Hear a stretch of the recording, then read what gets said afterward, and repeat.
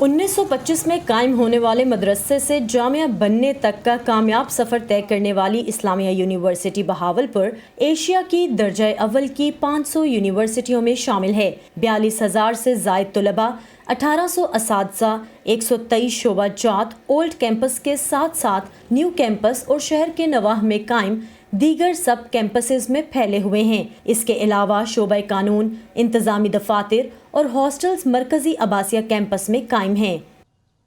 ہمارا سارا مین transport system ہے وہ تھرو آؤٹ دا سٹی وہ یہیں سے چلتا ہے، اور ہمیں ود ان سٹی کہیں پہ بھی جانا ہو، ہمیں اپنی کلاسز لینی ہو تو ہر 15 منٹ کے بعد یا ہاف آور کے بعد جو ہے وہ بسز چل رہی ہیں، جو ہمارے لیے بہت زیادہ آسان ہے۔ چند روز قبل سوشل میڈیا پر یونیورسٹی کے اس مرکزی عباسیہ کیمپس کو جنوبی پنجاب سیکٹریٹ میں تبدیل کرنے کے مبینہ حکومتی فیصلے پر تنقید شروع ہوئی، جس کا باقاعدہ کوئی نوٹیفیکیشن تو جاری نہیں ہوا، لیکن یونیورسٹی کے لیگل ایڈوائزر کے مطابق حال ہی میں ڈپٹی کمشنر اور دیگر سرکاری عہدیداران نے جامعہ کا سروے کیا اور عمارت کا جائزہ لیا۔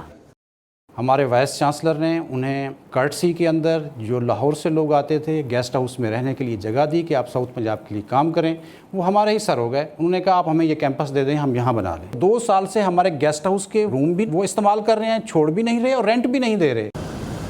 اس سلسلے میں وائس آف امریکہ نے کمشنر اور ڈپٹی کمشنر بہاولپور سے رابطے کی کوشش کی، لیکن کوئی جواب نہیں ملا۔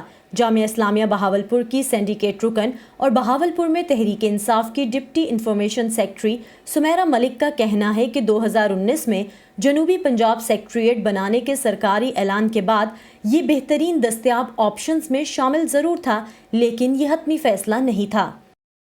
2021 میں تو پھر ڈسکشن میں لایا گیا تو چند رومز دے دیں تاکہ اس میں سیکٹری اور اس کے جو 6 سیکٹریز یہاں پہ ہیں وہ ایک ہی جگہ پہ یہاں پہ بیٹھ جائیں۔ پتہ آج کل سوشل میڈیا میں کوئی چیز اسپریڈ کرنی ہو تو it's not a big deal, کوئی مسئلہ نہیں ہے کہ آپ ایک کمپین چلا لیں۔ بند کمرے میں بات ہونا، آفیسز میں بات ہونا، ڈسکشن میں لانا کوئی گناہ نہیں ہے۔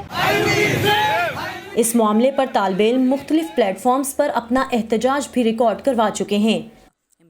گورنمنٹ نے بولا ہے کہ جو باقی گورنر ہاؤسز ہیں، اس طرح کی جو سرکاری بلڈنگز ہیں، ان کو یونیورسٹیز میں تبدیل کیا جائے گا۔ تو جب وہ ایک یونیورسٹی کو ایک جو ہے سیکریٹ بلڈنگ میں جو ہے وہ شفٹ کرنا چاہ رہے ہیں، تو یہ تو بالکل اپوزٹ ہے۔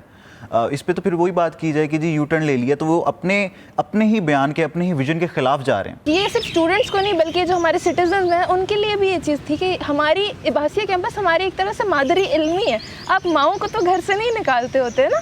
60 ایکڑ کی زمین پر بنا یہ کیمپس جنوبی پنجاب سیکٹریٹ کے لیے دستیاب واحد جگہ نہیں۔